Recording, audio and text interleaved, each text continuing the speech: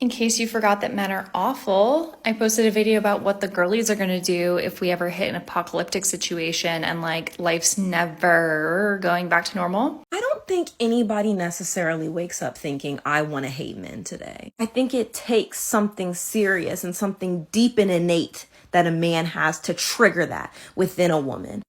There's a comment with 1,600 likes sitting under a video about masculinity that no one answered.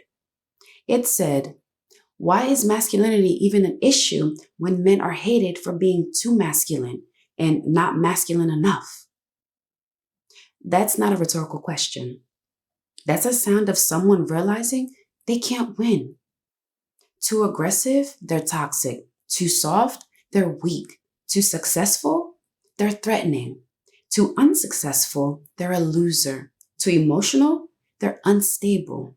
Too stoic, they're emotionally unavailable.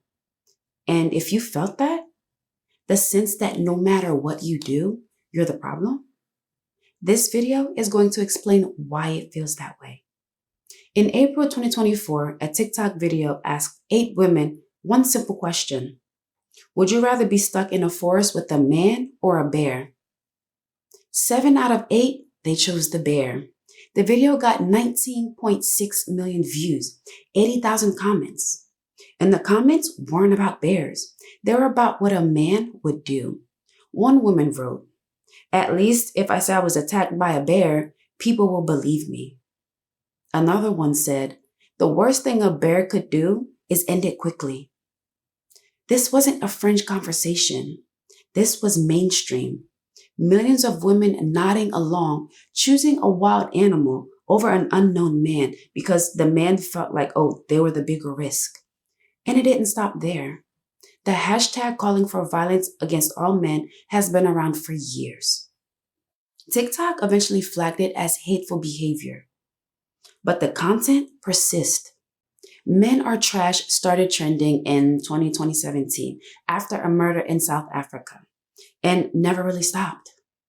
It's now described as nearly widespread on social media.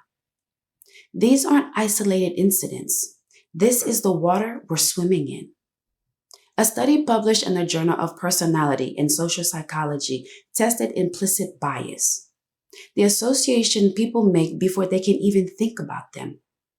They showed participants photos of men and women across different races, ages, and social classes. The result? No matter the race, the class, or the age of the person in the photo, and no matter the race, class, or gender of the person rating them, there was a consistent pattern. People associated women with positive attributes and men with negative ones.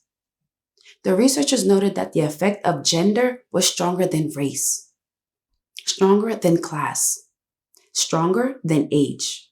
There are currently almost 7,000 comments of women saying that they would themselves rather than deal with the men out in the world because they know that they would be abused, used, and discarded. Not to mention all the girlies in the comments saying that they would make sure their body was burned, disposed of, mangled beyond recognition, because even death will not stop men from using our bodies against our will. When a study says people associate you with negativity faster than they can form a conscious thought, that's not politics, that's conditioning.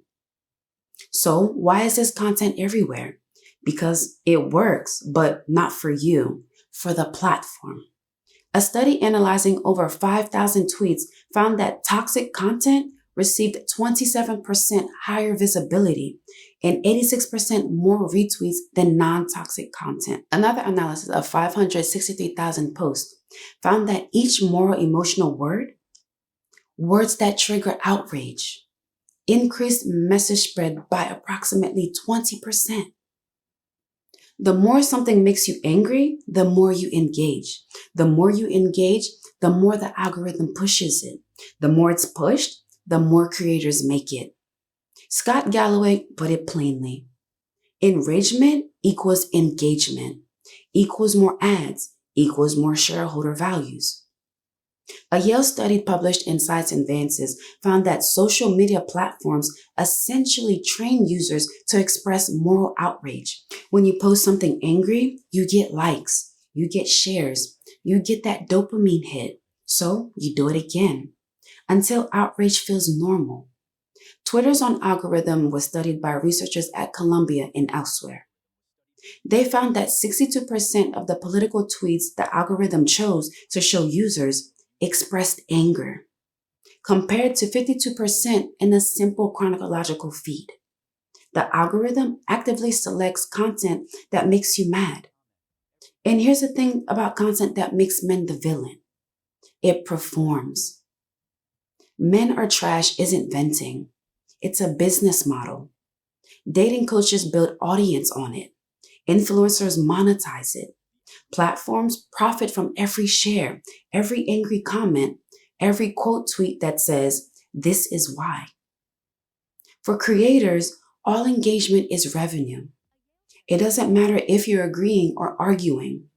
If you're watching, they're earning. The algorithm doesn't care if you're right. It cares if you're mad. You're not being hated because you did something wrong. You're being hated because hating you is profitable. And there's a double standard built into the system that nobody wants to name. In 2023, a Brazilian gaming influencer named Gabriela Catuso was dropped by her sponsors. Her offense? Responding to sexual harassment on Twitter by saying, "Oh, this is why men are trash." Meanwhile, defenders of the phrase argue it can be hate speech because, and this is a direct quote, "reverse sexism doesn't exist." A lot of the problem comes from overhearing men's conversations.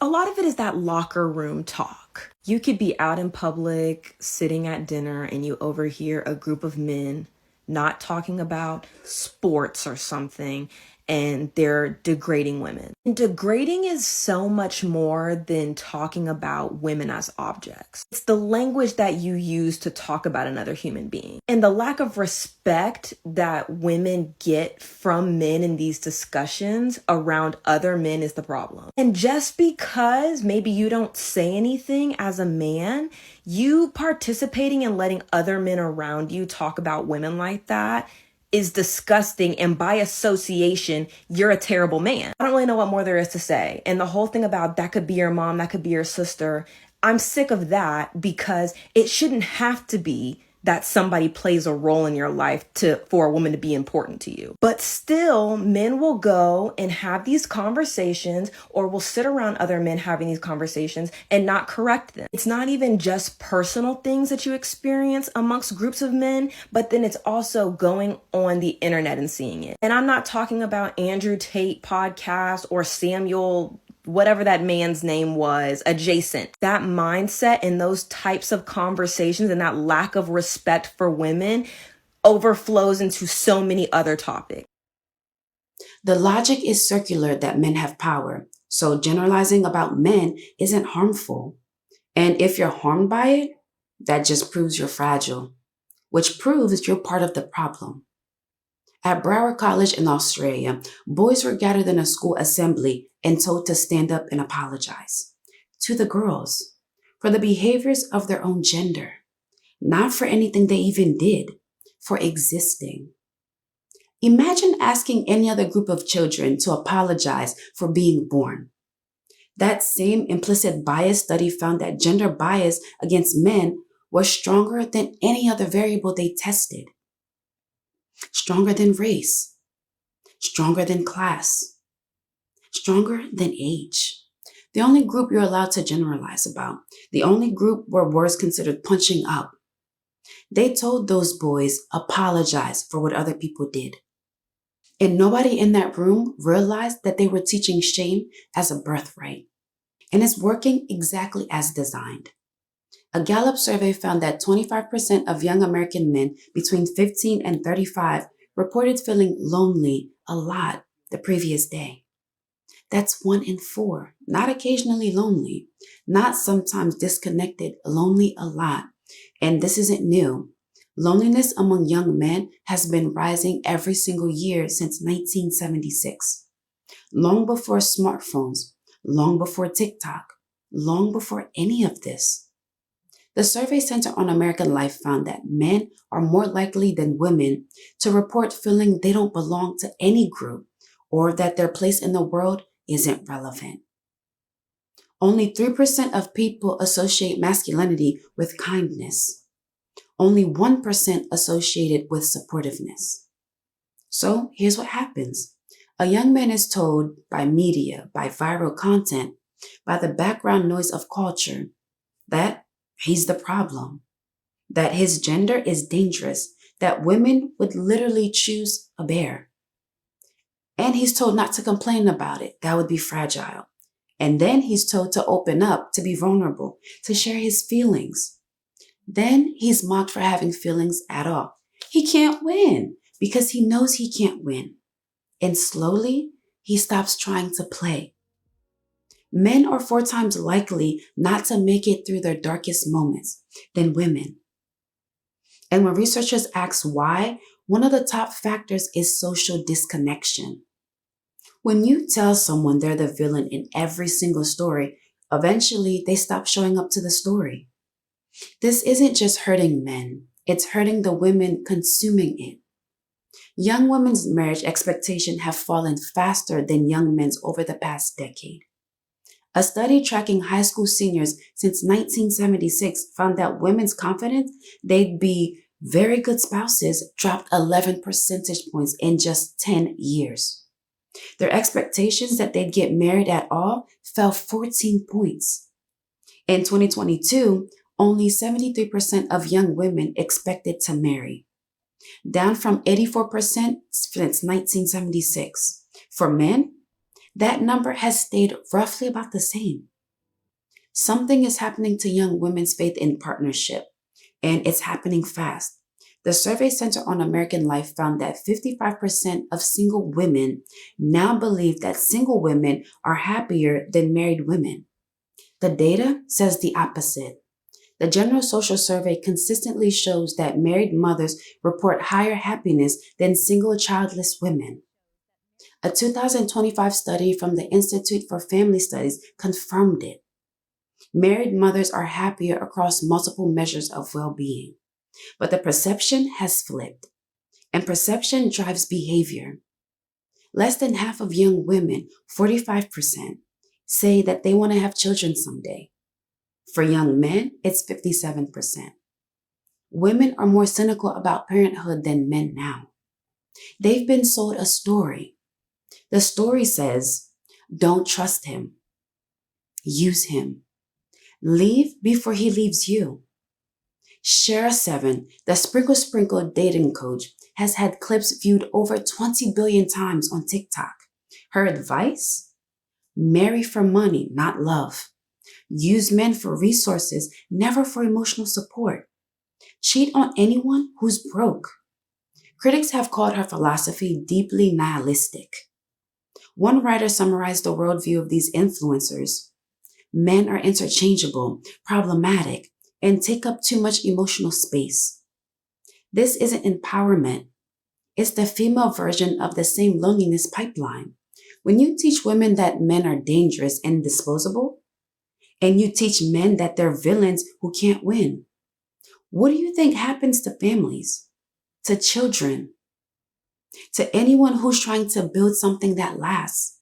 The New York Times Modern Love column has recently run pieces titled, Unmarry Me. Don't marry your boyfriend. And when a breakup is an act of self-love. A generation is being taught that commitment is a trap, that love is transactional, that the safest thing you can do is stay alone. They told her he's the enemy. They told him he's the problem. And now they're both scrolling at 2 a.m., wondering why connection feels impossible. So what do you do with this? You recognize the game. The algorithm wants your attention. Outrage keeps you watching. Division keeps you scrolling. And every second you spend engaging with content that tells you the other half of humanity is your enemy, someone somewhere is getting paid. You don't owe engagement to content designed to make you distrust everyone. You don't have to prove, oh, you're one of the good ones. That frame was built to keep you performing, apologizing, explaining yourself to people who are never going to be satisfied. She doesn't have to prove, oh, she's not like the rest. That frame turns partnership into an audition that never ends. The system profits from suspicion.